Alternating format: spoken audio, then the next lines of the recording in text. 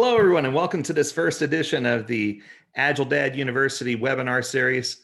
My name is Lee Henson, president and founder of AgileDad. I'm so happy that all of you could be here and join us this afternoon for this wonderful session. Today, we're going to focus our attention on understanding the 5 Scrum Values. We're going to focus on using the force and talking about how this can impact you personally and how this can impact all the things going on. Already, I see someone who welcomed me and said, "May the 4th be with you." May the 4th be with you all also. We're glad you could be here for this exciting presentation. And without any further ado, we want to get started. Now, for those of you who may have missed the presentation, we are also live streaming on YouTube. So you can go ahead and follow up on that later and catch all the action. That way you're not missing out on anything here. But with no further ado, I thought we'd get started. We have a lot of information to cover and only 60 minutes to cover it. So I want to make sure that we gain the most value out of this presentation that we can. With that being said, for those of you who don't know who I am or who AgileDad is, I thought I'd kick off with a really brief introduction. So our company is founded and based in Orlando, Florida. We service companies all over the world, however, and we do everything from startup to long-range coaching and training for startup to Fortune 100 companies. We do certification classes, coaching clinics. We're just super excited to be here. And this isn't about us. We wanted to make sure that we focused and made everything about you. With that being said, we do have some additional free webinars coming up that I wanted to make sure everybody was aware of. On May 5th, we have the 7 Deadly Sins of Technical Debt. And on May 6th, we have 9 ways to motivate agile teams. If you haven't already had people from your organization sign up for those, it's 100% free. You could have just one person or everyone in the organization attend. We'd love to see you there. We've got lots of other exciting virtual courses coming up as well. If you want to find out more information about those, you can visit agiledad.com/events. And as you can see, we have lots of good events going on in both May and June. So we want to bring special focus to the Agile Leadership Forum. That one's starting to fill on May 13th. So if you have any leaders that need to be part of this, it may be a great opportunity to get them to hop on for a one-day session to really get their head around Agile and Scrum and to dig in, right? We want to make sure that we give everybody an opportunity to dig in and really see how Agile can impact them. So the topic for today's discussion, obviously, is the 5 Scrum Values. In case you weren't aware of what those 5 values were, they're focus, openness, respect, commitment. And we had to modify number 5 a little bit, extreme courage, to make it fit that E so we could have the acronym FORCE. Where did this come from? Where did it all start? I figure every good journey begins with the history. So let's look at the history of where this began. So the history lesson comes from the Scrum Guide. So these guys, Jeff Sutherland and Ken Schwaber, both amazing men, they got together and said, you know what, we need to put something together that's going to be a definitive instrument that people can turn back to when they go to apply Scrum inside of their organization. Now, I remember back on September 8th of 2005, when I was personally trained and mentored by Ken Schwaber, and he brought together the importance to me of why these Scrum values should be applied in organizations and what they really mean. So I just want to go over this quote real quick. I'm not going to read from slides, I promise, but this quote is one that I just feel really sets the stage. It says, when the Scrum values are lived by the Scrum team, the Scrum pillars of transparency, inspection, and adaptation come to life and build trust for everyone. The Scrum team members learn and explore those values as they work with the Scrum events, roles, and artifacts. And I don't think I could have said that any better. I wanted to add a little bit of AgileDad flavor to this, or a little AgileDad flair. So that way we can both focus on why these things are important, how they apply to you, and most importantly, how you can gain personal fulfillment by applying some of these techniques, how you can dig in your feet and really get the maximum value out of these different pieces. So the first value I want to talk about is focus. Now, for me, focus is more than just lost. Let me put it this way. In organizations, when we go in and coach, we find that oftentimes the leadership or the people in charge in the organization, what we find is that they have many, many projects in flight. They have multiple things going on. They're taking people and breaking it down and saying, hey, you're one of our best people, so we need you to work 30% of your time on this project, 41% of your time on this project, 64% of your time on this project, and 19% of your time on this project. And what ends up happening is we wear these individuals so thin that obviously that doesn't account for 100% of their time, and we wear them so thin that they're unable to focus on the work and swarm to limited work in progress and really dig in and get things done. So one of the things that I like to go do when we go into organizations and coach is emphasize that focus doesn't just mean focus for the team at the sprint level. Focus for me means focusing at the enterprise level and allowing people to limit work in progress so they can get products or services to market faster, maximize revenue stream, so that they can get feedback more quickly from the end consumers. And I think the key thing here is that we need to remember that focus teaches us to lean into outcome instead of output. I think so many organizations, especially in these perilous times, are focused on output, and they're focused on, how many widgets can we create or what's going to give the biggest bang for our buck internally, that they lose sight of focusing on the end consumers, strong need or their value or what they need to do. So the goal should be to focus on the outcome, happy consumers, with as little output as possible. Instead of taking everything and throwing out the wall as a project and saying, hey, let's see which one of these ideas is going to work out best. The thing that I find works best for organizations who are trying to do this is to limit the scope of work in progress until they figure out what the consumer's real needs are or what problem they're trying to solve. So the challenge with focus, or the challenge that I have for you, is instead of going in blindsided like my little fella here in a cartoon, we need to go in with a better approach. We need to go in and say, what problem are we trying to solve? What are we trying to make better? What are we trying to enhance? What are we trying to help people be able to do? How are we going to better engage? How are we going to, get people to join, into our vision and into our strategy? And once we get that organizational focus and we start limiting the work in progress and focusing on outcome instead of output, the natural effect is that in very short time frames, the end consumer will start to become more and more happy, and the teams will become hyper focused so that whatever they commit to do is actually what they're going to start and deliver.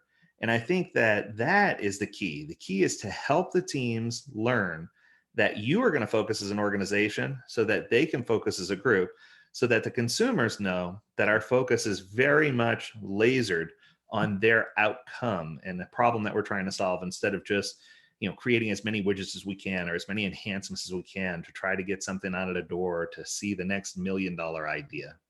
So the key to focus, in summary, is to make sure we're focused at the organizational level and make sure we help the teams be successful by focusing at the individual team level so that they can zoom in on what's important in a 2-week sprint and not 2 months or 2 years.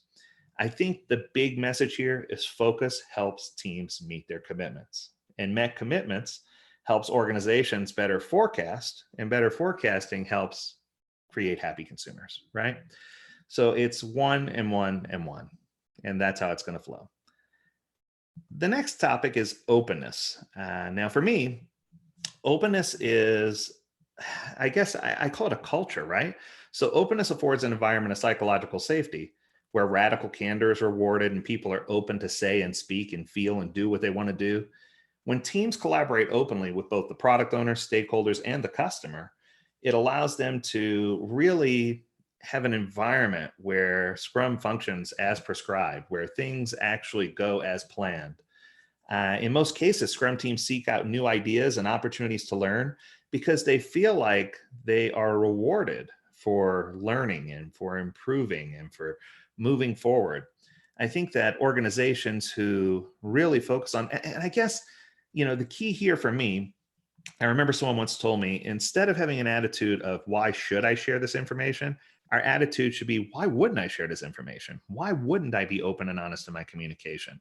And whether that communication is good news or bad news, it doesn't matter. I think the key to openness is to have honest and thoughtful communication, that everyone needs to feel like they're a part of that communication, that people need to feel like their ideas are good ideas, and that we can't just reward bad ideas. And we need to just make sure that we're focused on what's going to help us to create the best product or service for our end consumer, and how can we not have this heavy laden layer that causes teams to feel like there's no transparency. I think the empirical process here wins and teaches us that inspection and adaptation, both at meetings and alignment with the teams, is going to help us to really be successful. Lots of humor here. I don't know if you're catching this, but in each one of these little cartoons, there's some little Easter eggs. So I hope you enjoy those as well. So make sure you get a copy of this document later and zoom in. You'll get to see some really fun things there. And while I'm on the topic, I want to thank my daughter for putting together these nice illustrations. They're really well done. So take a look and tell us what you think. In addition to openness, we need to focus on respect. Now, respect for me is the most interesting one of the entire 5 values. Respect tells me that it's respect for each individual involved, as well as respect for the framework, respect for our team agreement, respect for decisions being made by anyone involved. Scrum teams know what their strength is. Their strength comes from collaboration. And it's just so important for us to be respectful to them and carry out respect at multiple levels. I have lots of opportunities. I have 4 children, and I have lots of opportunities to really, zoom in on respect with them and teach them to respect their elders, respect your peers, respect the people that you're working with. And I think that what we see as a result is that when we make decisions with respect at the forefront, it helps us gain strength moving forward to be able to serve others. Now, respect, when Ken talked about respect, I remember this from back in 2005, when Ken talked about respect, he really focused in on respect for the ceremonies, respect for the framework, respect for the team working agreement, respect for trying to not insert new things into a sprint, respect for making certain that the team understood the work and that the work was prepared and had great acceptance criteria, respect for making certain that we offered opportunities for people to collaborate and to coordinate and to recognize each individual. I think that throughout my coaching, I've had the opportunity to coach at 43 to Fortune 100 companies. And throughout my coaching adventures, one of the things I've discovered is that teams really thrive when they feel like they have the ability to make a distinct contribution towards the end outcome.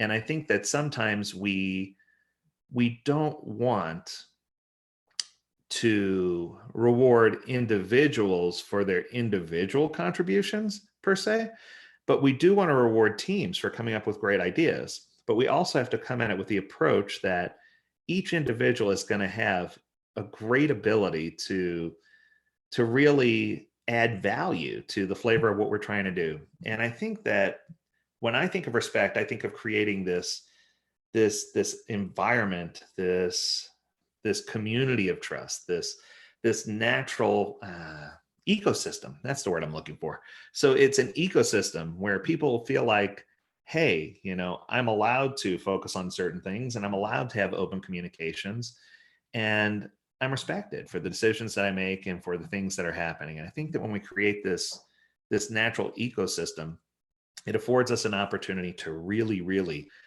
zoom in and create an environment where people feel like their ideas are warranted and that they can be respected. Commitment's the big one. I often get challenged on commitment because I think too many times organizations are so hyper-focused on time that they lose track of the abilities and capabilities of the individuals to add things of great value. One of the things that I believe when it comes to commitment is that if we throw time out the window and focus on sizing and level of effort, it's going to make it a lot easier for us to commit.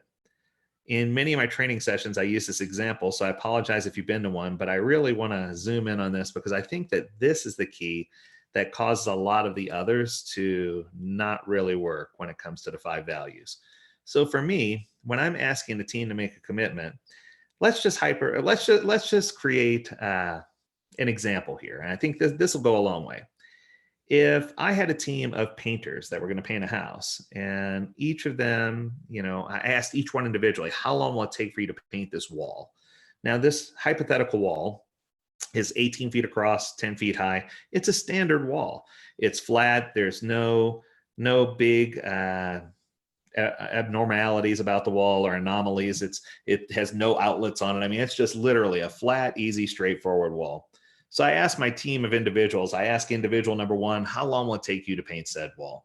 This individual might come back and say, well, you didn't know this, Lee, but in a past life, I owned a painting company and I had a team of painters that work with me and I have all the professional sprayers and equipment. I could probably knock that out in about 20 minutes, 15, 20 minutes. I'm like, whoa, that's fast. But then I ask the next person, I say, so what do you think? And this individual says, I'm a pretty good do-it-yourselfer. I do a lot of work at home. I have the blue tape and I've got the rollers, and I could probably knock that out, but it would take me, somewhere around an hour or so, a little more than an hour and 15 minutes. I'm like, wow, that's great. Then I go to the third individual and say, okay, how long will it take you to paint that wall? And this individual says, well, I don't have a whole lot of painting experience, but I know my daughter has one of those paint by number coloring books with the plastic brush with the little bristles and the pad. I could knock that out, but it would take me 6 days. I'm like, whoa, okay. 6 days is even fast with that little brush. But then I asked the fourth individual, how long will it take you? And she smiles and says 30 seconds. And I'm like, 30 seconds? Where'd that come from? And when she says 30 seconds, she said, I'm going to take the paint can, throw it on a wall, and whatever it turns out like, I'm just going to say art, and it's going to be great. And I think the strategy here that I'm trying to get to is that when we ask teams to use time-based commitment this way, if I got those four individuals together and asked them, how long would it take for them to do something? Obviously, there's no way we would ever get them on the same page. They would be all over the place, right? So I think the key here is to stop focusing so much on time and to focus on, the size of the work that we're trying to do, and treat it like a shoe size. Shoe size doesn't have anything to do with, so let's just hypothetically say you wore a size 8 shoe.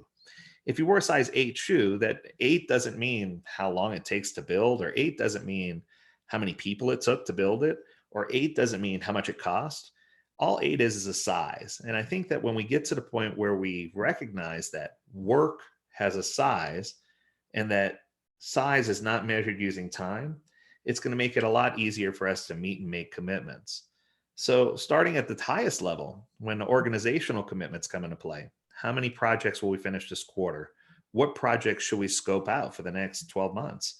How should we allocate our funding across these projects? This requires a level of commitment from the top that allows those people to really get their head around and assess how that commitment is going to impact and be able to forecast out and see how that's going to impact the long-term or longevity of the organization and the product specifically. For the teams, when we say commitment, if I tell them, I never want you to make another time-based estimate again, instead, what I want you to do is help me understand the size of the work that you're trying to do. And I can figure out across an entire team that we get to stay together, and I can figure out how many units of work they can complete in any given 2-week sprint. I can leverage that number to really forecast out and to say, hey, this team is able to complete this many units of work. They can do that pretty proficiently and consistently.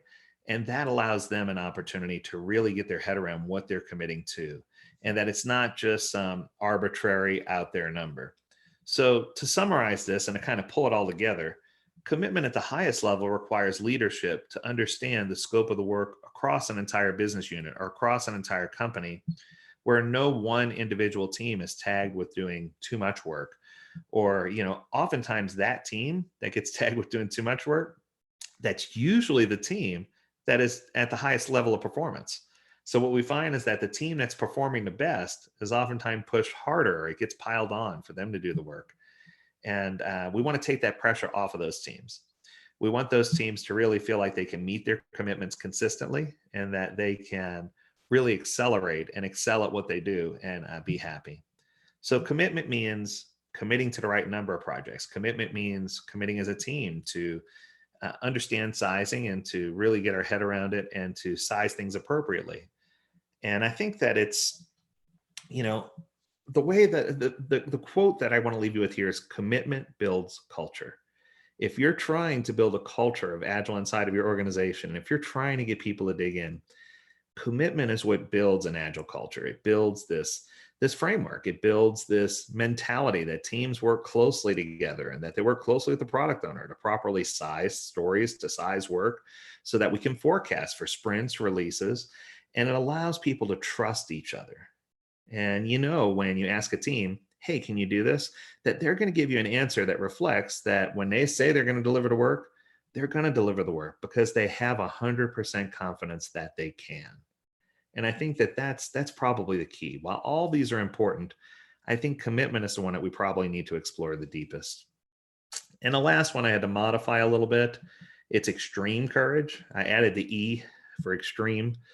for emphasis and to make the acronym FORCE work, obviously. Now, one of the things that I want to point out is that courage is just a lot more than saying no. It's the ability for us to stand up for doing the right thing. A lot of times people hear me refer to radical candor and to being able to express yourself and to be able to stand up for what's right. One of the things that I noticed is that in organizations where people use the word radical can or the words radical candor successfully, that also promotes creating that culture and that environment where you can build this community of trust.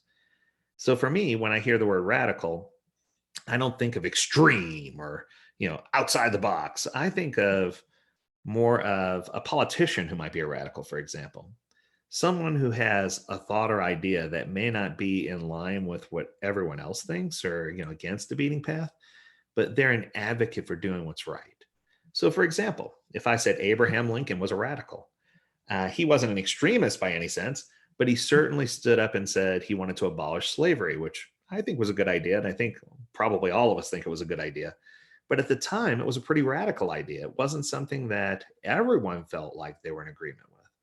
So sometimes being an advocate for what's right, even if it means putting yourself out there a little bit or having courage to stand up to do the right thing or being able to share your ideas and not feel like there's going to be any retribution for sharing your ideas. The best implementations of Scrum and Agile I've ever been to are built on people who make courageous decisions, whether that's a decision about a product or a project, or whether it's a decision about a direction to go, or a decision to modify a definition of done or a team working agreement. It gives us an opportunity to really, once again, dig in and understand that courage drives success and that the best implementations are always built on making good, strong choices, courageous choices. And I think that sometimes we let that go, we let that slip away. Now, I know probably many of you are thinking he's already on E and there's 30 minutes left. This was quite intentional because I want to go backwards, believe it or not. I want to talk about the main purpose of going through these 5 values today. And the personal application of these values probably means more to me than the values do themselves. So here, I just gave you a cute little word cloud that shows that you could spell out Scrum with the words, turn it into an acronym. Everybody does. And that's a great little tool just to use so you can remember, just like I use the force to remember the 5 values. But with that being said, I do want to go back for a moment and I want to go back to F. So I'm going to go back. So when I talk about focus, this time I'm going to switch it around and talking about personal application of focus. And I'm sure you're all well aware that we're in some pretty tumultuous times with, quarantine and, social distancing and self isolation and all these things that are going on, all these crazy things that are going on in our world. My question for you is, have you looked at this as a negative or have you looked at this as an opportunity to focus, to gain focus, to focus on what's important? Many people who I've had an opportunity to speak to have told me, hey, this has been a great opportunity for me to focus on my family or to focus on my kids or to focus on building and strengthening relationships with my spouse, my partner, my significant other, my boyfriend, my girlfriend, whoever it might be. It's just wonderful to hear so many people who are regaining focus about the things that are important. All of a sudden, when we take away all of the distractions, the sporting events, the restaurants, the external activities, and we're able to really hone in and focus on what's important, it allows us to gain a new perspective into how can we personally focus on the things that are important in our life so that we can focus on our talents and building our talents and strengthening ourselves so that we can have an opportunity to uplift all those around us. And I think that, although this may be, crazy times, that if we focus, it's going to help us build personally as an individual and help us be a better candidate to do our job better and to really, uplift and do the things that we need to do in order to gain the trust of our organization and to build stronger relationships with our families. The same is true for openness. This is one that I learned a long time ago. Just like every relationship, I've been married to my wife here for over 20 years or near 20 years. And what I can tell you is that our relationship has been built on openness from the very beginning, but sometimes openness is hard. And I think that when you really want to dig in and talk about being open and honest in your communications and in expressing this openness, one of the trials, or I shouldn't call it a trial, but one of the experiences that I've had with my kids was I've taught them to really be open and honest with each other and to be open to us and to help share with us the things that are going to help them be successful. And oftentimes that openness is hard. It's especially hard internally with the people that you're closest to. But what I've discovered is that over time, the more open you are with those people and the more open you are in expressing yourself, that the better the communication is. And when communication comes in better, it helps you really improve communications, not just internally, but also in your place of work. So openness for me as a personal fulfillment is asking yourself, am I being open and honest? Am I being a good communicator? What skills do I need to work on in order to really, really impress and the importance of strong communication and the importance of getting myself out there and talking to others. With regard to respect, this one goes without saying. If you respect your peers, respect your family, respect your children, some of the best decisions we've ever made have been based on respect. And what I found is that this provides us with greater opportunities, once again, to serve each other and to really build this environment of it builds this wonderful feeling both in your home and in the workplace. And I think that if you really strengthen yourself when it comes to respect and challenge yourself to find something that you admire about each individual you come in contact with. I remember when I was working with a very high power CEO at a Fortune 100 company, one of the things that I asked him is, what makes you the person that you are? What makes you so powerful? What makes you that person? And he told me, he says, when I meet each individual, I try to find one character trait or quality about that individual that I would want to emulate. And when I find that character trait or quality, I try to emulate that character trait until I meet the next new person. And I'll try to find one about them that I want to emulate. And I'll just continue that cycle. And what we found is that when you do this and when you participate and actively participate that way, that it allows you the opportunity to really hone in on the things that you love the most about other people, and it allows you to take off the blinders and just see everyone with dignity and respect. And I think that in today's world, we should finally be to a point where we can stop looking at people and judging them based on who they love, the color of their skin, what religion they are, where they come from, what part of the world they come from. None of those things matter. Tall, short, skinny, fat. We just need to start treating people with dignity and respect. And I think if we do, it's going to make the world a more powerful place. And it's going to help us not only build ourselves, but to build the organizations and the companies that we work for. When it comes to C, commitment, this reminds me of my youngest daughter. One of the things that we go through at home is oftentimes we will talk about, is this something that, you can do, hey, I want to go do this with you. And for me, time is valuable. And I love to spend time with my kids. But sometimes I have to make a commitment and say, I can't do that right now, but sweetie, I can do it tomorrow. And oftentimes when I make that commitment, honestly, I try as hard as I can to meet every one of my commitments, but for a short time, I find myself not meeting those commitments. So one of the things that we need to do is when we commit to do something, we need to hold ourselves to it. We need to hold ourselves accountable. And I think that accountability is a huge part of commitment, whether you're talking about organizationally or just in your own life. I think that we need to find ways to be accountable for the decisions that we make and create that environment where everyone has 100% confidence that if we say we're going to do something, that we're going to deliver.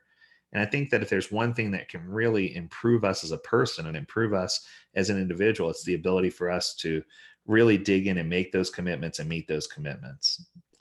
And then courage, of course, some of the hardest things to do, require courage. And hard things often build character. It's a refiner's fire, right? So one of the things that I remember in talking with another executive was he brought to light a story. And it's a neat story, so I'm going to share it with you real quick. So it was a story about an individual who grew up in a very broken background. And this individual, he said, I wanted to get the most out of this individual. So, and the story goes, so I took him on a hike and they went up to this mountain and they were going to climb and summit this mountain. And he said the hardest part was to get this individual to understand that they needed to carry a backpack that was heavy and full of water. So that way if they got thirsty along the way, they would have the water to drink, but that they can make it up this mountain, and that it took courage for them to believe that they could make it up the mountain. Once they were convinced that they could wear the backpack and make it up the mountain, when they got to a certain point, this individual offered to trade backpacks with the young individual and said, I'll trade you backpacks. He said, inside of this backpack is a parachute. He said, I know this sounds crazy. He goes, but when we get to the top, instead of hiking all the way back down, he says, I'm going to put you in a position where you can jump and open your parachute and just feel the sensation of, going back down to the earth with a parachute, and, know that this is, the right thing to do. And this individual was scared to death, saying, how can I jump? How can I make that choice? What if my parachute doesn't open? What if this isn't really a parachute? What if this person is wrong? And the decision to jump is probably 100-fold harder than the decision to climb the mountain. But then, right when the individual was about to jump, the gentleman looked at him and said, can I have that backpack back? And the person's like, what are you talking about? He says, I want you to jump without the backpack. And jumping without the backpack, while it might sound like a death wish, in this case, this individual knew something about this younger individual. And he knew that that would probably be the hardest decision this individual would ever have to make in their life. But the quote that I want to leave with you is this, that the reason that individual needed to jump, he says, if you jump with a backpack, it's not going to make much sense. But if you jump with a parachute, it makes a lot of sense and allows you to experience certain things along the way that you might never have the chance to experience. But he says the only way this individual is ever going to learn just how much strength they have is when they jump without the backpack, because that's going to be the only time that they realize that they can spread their wings and that they can fly.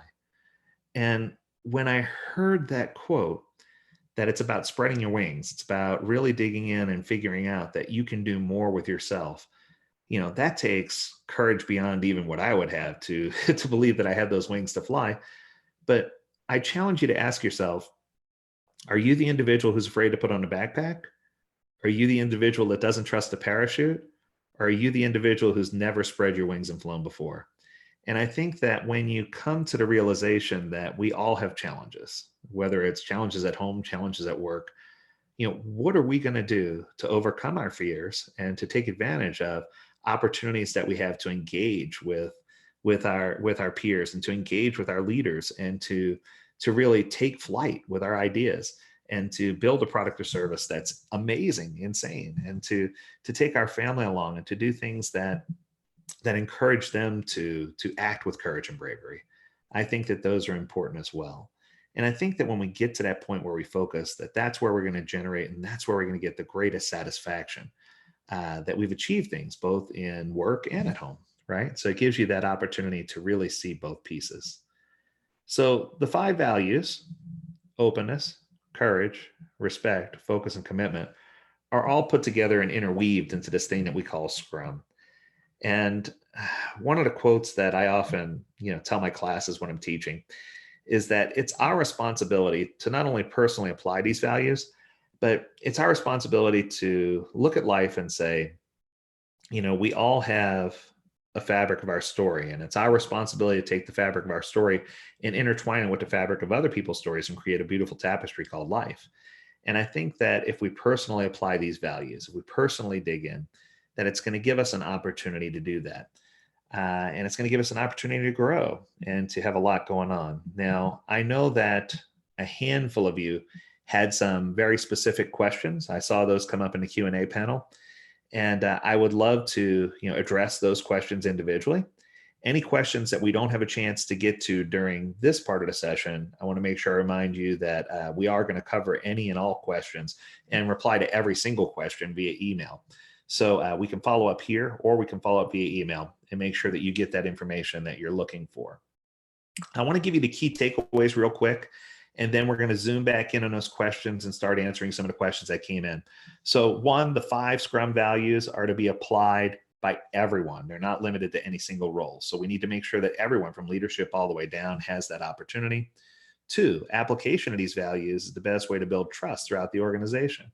If you're trying to build a community of trust or an environment of trust, it's important for you to apply these roles throughout. 3, the personal application of these values will lead for you to have a happier and a more functional, organized life. 4, create an environment of psychological safety, whether it's at home or at work, that encourages teams to rely on radical candor and to really dig in and to do the things they need to do. 5, leadership should thrive in transparency, and teams should thrive in open communications. And 6, I have a special treat for you. So I don't know if I mentioned this, but I have a little present for you for attending today. And if you visit agiledad.com and you go to the download section, there's actually a comic book section. If you go to the comic book section, you can download a copy of today's presentation. And if you want to sign up to receive additional information about upcoming workshops, you can do that too. But the comic book's actually really cute. It's got all the cartoons that you saw inside of the presentation today, so you can zoom in on those and really get a look at them. It also has some really cool information about how these can be applied in a little more detail than what we covered today. So I hope that you'll find that tool useful and that you'll have an opportunity to do that. And at this time, I want to make sure for anybody who has to drop off early, I say thank you first. Then I'm going to go back and do the questions. So I want to say thank you most of all, because I know time is the most precious, valuable asset that you have. And the fact that you carved out time to spend with me today, an hour, is magnificent. It's incredible. And I want to thank you for carving out that time. I realize that you could have been doing anything else for this hour. And the fact that you're here is really awesome. So if you need to reach out to me directly, this is how you can reach me. Lee@agiledad.com. Twitter is @agiledad. My LinkedIn profile's there. This is being live cast on YouTube. So thank you, YouTube, for giving us that opportunity. So you can contact me there. There's lots of different ways to reach out. But I think the key here is that we have an opportunity to really focus on what's important and to dig in. And this is probably the most important thing to me. My beautiful wife and my 4 kids, they each bring me great joy. And I want to thank my oldest daughter again for taking the time to really, put together these fun comics and these fun cartoons to help make this an enjoyable presentation and help you have something that you can take away to really share with others. It's fun to print out one page at a time and to show what you got and what's going on. So with no further ado, I want to get to some of these questions. So if you have a question, don't be afraid to type it into the Q&A section or into the chat window. And I want to make sure that we answer all those questions. So the first question I got is, will these webinars be freely available to share? Absolutely. We want to make sure that you can share these with as many as you'd like. Specifically and especially, this one was great, but the 2 for the next 2 days, the 7 deadly sins and the 9 ways to motivate teams, those are incredibly powerful.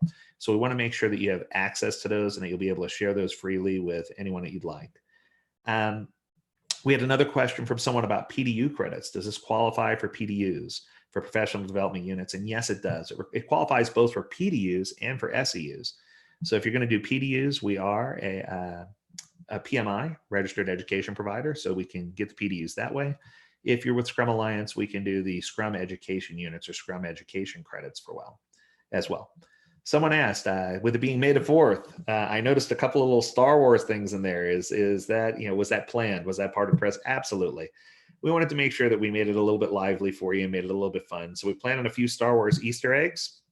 In fact, if you go through each of the 5 slides or each of the 5 pages in your PDF, and you can identify the Star Wars theme in each one, or the Star Wars Easter egg that's hidden in each one, we'd love to give you a little gift as a thank you. So see if you can find them. It'll be a fun little game for you to play. We had another question regarding upcoming courses. Someone said, I saw that you had a list of a few upcoming courses, but it only went through the beginning of June. Are you going to have some additional courses into June and beyond? Yes.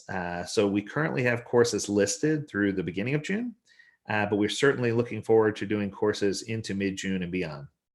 We have another question. Are all those sessions that you listed early virtual? Let me put them on a screen so you can at least see them, because I think that's probably important, so you know what everybody's talking about. So these were the courses that we listed. These can all be found at agiledad.com/events.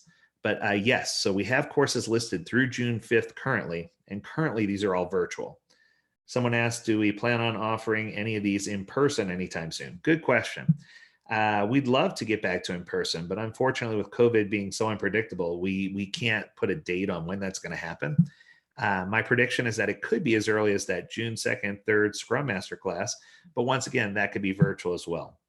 So I'm listing it as a virtual course at this time, and we'll see what happens and let nature take its course and see if we can get some things going. We had someone else inquire, what do you see going on in the job market regarding Scrum? Are things moving in a good direction? And what I can tell you is there's good news. It depends on where you're located, but what we find is, in certain areas, we're seeing a lot of job growth. For example, here in Utah with Silicon Slopes, we're seeing a lot of job growth and a lot of opportunity. I know also in Florida that there's a lot of great opportunity there in and around the Orlando and Tampa area. It seems like some things are happening, but I want to encourage you, the person who wrote this in, that even though things slumped a little bit because of COVID, that I'm starting to see things pick up again. So there's a lot of opportunity. The next one was, are you recording these free webinars? Yes, I am. So I'm recording them. We're doing it on YouTube Live, as well as we're recording these, and we will publish these as well so that you can download them another way if you would like to have access to them later, because there's lots of great information. And I know that we went through some of it rather quickly, but I wanted to make sure I gave each of you a chance to have that information. So, question on the content. It seems like someone said, we often have people who are strong-willed, developers, BAs, POs, interacting over projects. Which strategies have we found to be effective for dealing with strong-minded individuals and still keeping the peace? One of the things that we found is when you give these individuals a chance to, maintain and still be strong-headed or strong-willed, but also give them an opportunity to, interact with teams and to leverage teams to help them achieve some of the things that they're trying to achieve. We find that when we acknowledge these individuals and give them credit for what they do, maybe have them participate more inside of demos or interact with consumers, or act as a an analyst within a team of product ownership, that oftentimes this yields some very valuable rewards. So there are certain tools that we could use.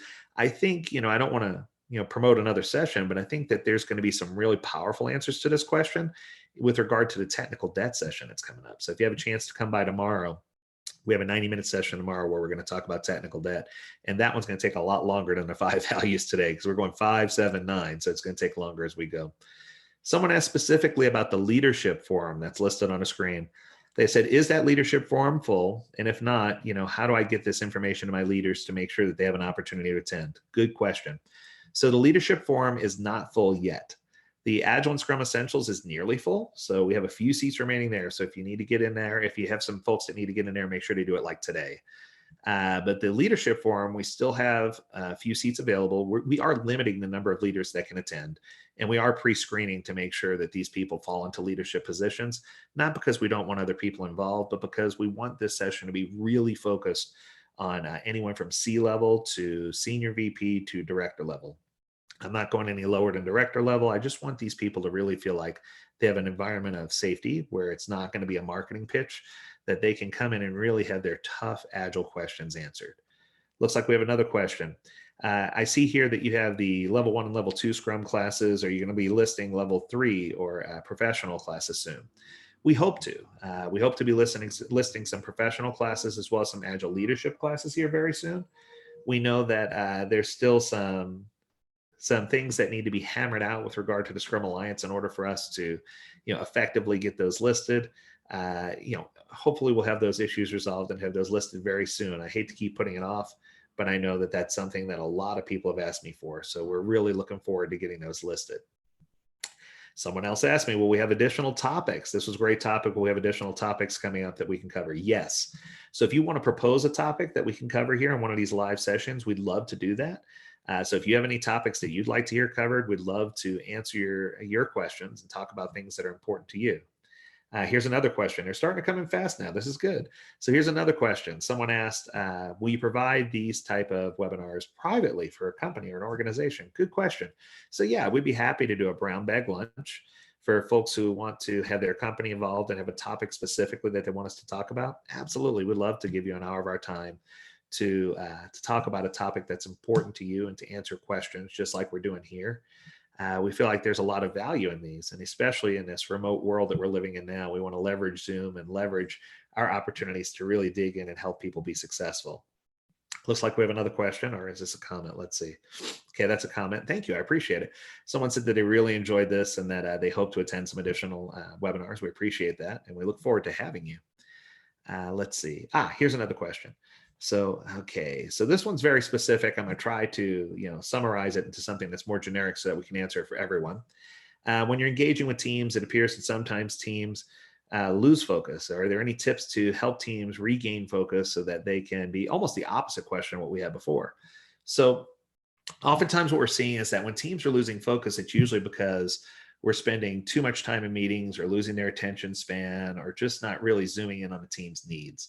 So this is usually a symptom. One of the things you'll hear me refer to in class is that the Scrum Master is a lot like a doctor and that this is a symptom. It's a symptom of something else that's happening. So we want to make sure that we understand the symptoms and really, zoom in on a team and answer their questions and help them feel like they're included. If we can get the team involved and help them stay involved by shortening meetings, helping them focus and letting them go back to work earlier, we find that that's going to yield the best success. What are the career paths to being a Scrum Master? If you're not a business analyst, can a traditional project manager go into being a Scrum Master? Good question. So one of the things that I find is that about 10% of traditional project managers are successful as Scrum Masters. And the only reason why that number is so low is because the responsibilities of each are a lot different. Where Scrum Masters are less command and control and less focused on meeting a budget and meeting a timeline, the project manager is more driven by those things. The Scrum Master is more driven by, am I empowering a team with, am I facilitating creativity and empowerment for the team to really be successful so that they can have all the tools they need to do what they need to do. And I think that with that personality difference and with that scope difference, it really is two different roles. What I can say is a lot of times we have individuals who are, how shall I put it, better suited from project manager position to become functional analysts or to become analysts to help support a product owner or even product owners. It seems like they focus their attention on delivering a high quality product or service and seeing to it that it meets a schedule and timeline. It looks like we have some folks here who are from a couple of recruiting agencies who just posted with regard to the person who inquired about jobs. They say, I'm seeing a lot of project management, CSM and PSM openings being posted for clients. So keep your eyes open. There's several recruiting agencies on, so I'm not going to promote any specific one. But what I will tell you is that keep your eyes open because there's a lot of job openings. The particular individual who asked was in the Georgia area, the Atlanta, Georgia area. So I don't know if that's an area that you service, but if you do, contact me offline and I'll make sure that we get that information to you for that individual. Are there requirements to take an advanced class? The only requirement for an advanced class is that you took the first class and that you have a year of experience practicing Scrum. Now that experience should be role specific, but doesn't necessarily have to be, as long as you can say that you want to advance in your career. And I can tell you now that the A level, the advanced level courses, the ACSM, the ACSPO have really taken flight. A lot of individuals who are hiring or looking for individuals are starting to look for that advanced level certification because they're looking for a way to really get that separation. They want to get people who are engaged and get people who have that second level. It's starting to be like a college degree. While a lot of people consider the PMP to be the gold standard project management, the advanced level certifications are starting to be regarded as that, hey, I'm doing better than just that level 1 certification. I have another certification under my belt. And organizations are starting to look at that as a requirement. Let's see. Okay. So we have someone else who said, I am a certified Scrum Master, but I've had trouble getting into a Scrum position. I've worked in an Agile group. Are there any Scrum apps or Scrum games that I could play to keep myself in Scrum and Agile mindset while I'm still looking for a position? Yes. So I'm going to invite this individual to specifically contact me offline, and I can give you some additional information. As well, I'd like to encourage both of those individuals and anybody else who's on the call who's seeking an opportunity to pass along information. And I'll be happy to push that information out to the people that I know who might be able to help you find a position, as long as you have the qualifications necessary to fit those positions. And I can also point you in the right direction with some things you can do on LinkedIn. I've got a pretty extensive network there that might be able to help you with positioning yourself, but there's lots of games out there. So I want to make sure that we get you in a good place. What is the best way to start the transition to Agile with a company that has traditionally been waterfall? That is probably one of the biggest questions that we get. There's a document out there. It's called the AgileDad 12-step program. It's a great way, and I know it's kind of psychology, so I feel okay writing a 12-step program, and it's not to make fun of any 12-step programs that exist. But this tells you, hey, here are some of the first things that you can do. Here's some of the first steps you can take. And it doesn't have to be in order, and it's not all or nothing. It's not a red pill, blue pill solution, but it gives you the tools that you need to dig in and say, hey, here are the first things I need to focus on. It talks a lot about having a core understanding of why you chose to do Agile to begin with. What problem are you trying to solve? It also has a section on, do you have visibility into the reason for executives to be able to logically see the vision and the strategy? It talks about clear delineation of roles and responsibilities. And that one's also available for download on the comic book section. So there's a comic book about it. Of course there is. So go ahead and grab that comic book. And I think you'll enjoy that. And it'll give you a way to pass this along to your teams. And it gives you some of the first things that you should be covering. Looks like somebody else is commenting about, it says, now the companies are reducing workforce, what duties, tasks, etc. should Scrum Masters push back on or caution to take on? I think that, companies are starting to scale back a little bit and count on people to take on multiple duties, especially in this virtual time. So I think that the things you should push back on are things that fall outside of the scope of your time. I think a lot of times we try to accelerate ourselves or take on more than we can handle, and we break that commitment piece that we were just now talking about here. I think that we need to know when enough is enough and be able to really, zoom in on a commitment and just say, hey, this is what we need to do, and this is what we can do. We just don't have bandwidth to do more. Let's see. We have a couple of other questions here. Somebody said, thanks for hosting the webinars. You're welcome. Let's see. So we had. So the question here is just about personal fulfillment of these things. And they said, how can I rely on personal fulfillment? One of the things I say is take time to isolate yourself a little bit, whether it's with your family or the people who are closest to you. And I know that we've been in isolation, but take even a more extended time of isolation to really zoom in and get people to regain the focus of what matters most. And whether it's learning about each other through a silly game or doing something fun, you got lots of opportunity here. You got nothing but time. So it's a great opportunity for you to take advantage of that time. Somebody asked about the certification from the Project Management Institute, the ACP. Where does that fall in? What I can tell you is the ACP is a great certification. It's from PMI, and it's an Agile certified practitioner. It gives you a lot of the tools, and a lot of the information that you cover in an ACP class is also covered in my Scrum Master or Scrum Product Owner classes. So while I don't explicitly teach something that is ACP prep specific, I do have lots of offerings that allow you to pass that test as well. Let's see. Somebody said they're looking for opportunities. That's great. Go ahead and ping me at learnmore@agiledad.com, and I'll be happy to answer those questions. Somebody asked about an ACSPO class. Let's see, sometime soon. Let's see. Good question. Okay, so somebody asked about the ACSPO class. They said, is there going to be an ACSPO soon? We do have one on May 21st and 22nd. Someone brought to my attention, and it may say it's an ACSM class. So I'm going to have to look at that and make sure that's correct, and I can get back to you individually and let you know. But we're definitely having a session there. Somebody just asked that they just completed a leading safe course. Congratulations. That's awesome. Super. Yeah. We got lots of opportunities out there, so do contact me. Let's see. Okay. Oh, good. And someone passed me along some specific information about Georgia. So that individual that inquired about that, make sure you ping me so I can get you that information. Where can we get a copy of the webinar?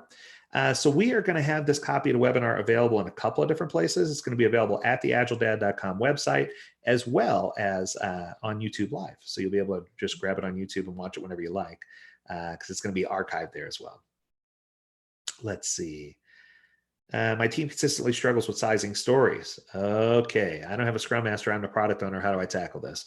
I want to tackle that topic, but not here. That's a long topic. That might be a great idea for another webinar, talking about story sizing and estimation. So we'll put that on the list and make sure that we can answer that question, because I think that's one that a lot of people struggle with. So I want to make sure we do that. Let's see. If you have monthly releases, every month on the same day. How do you handle sprint lengths? Okay. Once again, this is coordination of sprint lengths, and a very specific question. One of the things I tell people is if you focus on having 1 or 2 week sprints, you usually don't run into this problem. Or if you're doing continuous integration and continuous flow, you won't run into those problems because everything will align regardless of when you try to do it. But that's a topic for another day, unfortunately.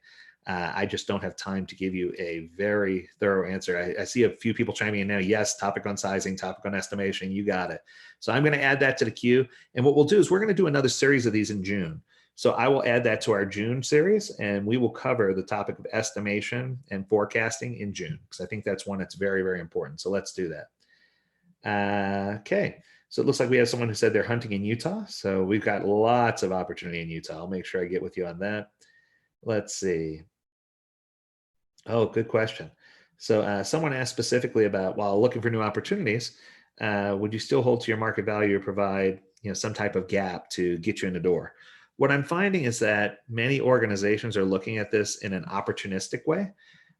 When they're going through the hiring process, where they normally would pay someone X amount, they're already reducing by a certain percentage because they know that people are hungry at this point because there's a lot going on. But the good news is, if I had to look at my crystal ball, which I don't own one, but if I did have one, I would say that I think that we're going to see a lot of traction coming up real soon. So yeah, it looks like there's a lot of traction that we're going to see with businesses reopening and things happening. So as far as, in my opinion, I think we're going to see a return back to something that looks a little more normal sooner rather than later. And that we'll I don't know that I drop my salary or my expectations. I mean, I might take a small hit to do something that I love. I think the key here is when you go out and look for opportunities, you need to ask yourself, am I going to hold true to the dollar amount so that I can make a certain amount of money? And if that's necessary to support your family, by all means, please stick to that dollar amount. But if it's not, you need to ask yourself, would I be willing to sacrifice a few dollars in order to have happiness? If I could have the perfect job and a perfect opportunity building a product or service that's awesome and innovative, would I make that sacrifice? And I can tell you that you'll be happier there. So I hate to do this, but I'll answer one last question. Someone said, is there an email list that we can subscribe to find out more information about your upcoming events and webinars? Yes. If you go to agiledad.com, you can subscribe there, and we will keep you posted of every single event that's happening. So on behalf of my family and yours, I want to say thank you, because one of the things that I pride myself on is ending on time. I love to time box things, go figure. So I love to leave you with a quote. Bob Barker always says, have your pet spayed or neutered. I think that's lame, not having your pet spayed or neutered, but the same quote every time. So I just want to leave you with a quote from me. And it's just a little something to help uplift you and help carry you through today. One of the things that I've discovered is that we don't focus enough on our talents, and that if we build on our talents, that what we'll be able to see is that we can energize ourselves and also use those talents to uplift and energize others. A wise man once taught me that people are precious, and that every individual has something of value to add, and that if we focus on our talents and focus on their talents, we can leverage these to really uplift and make the world a better place.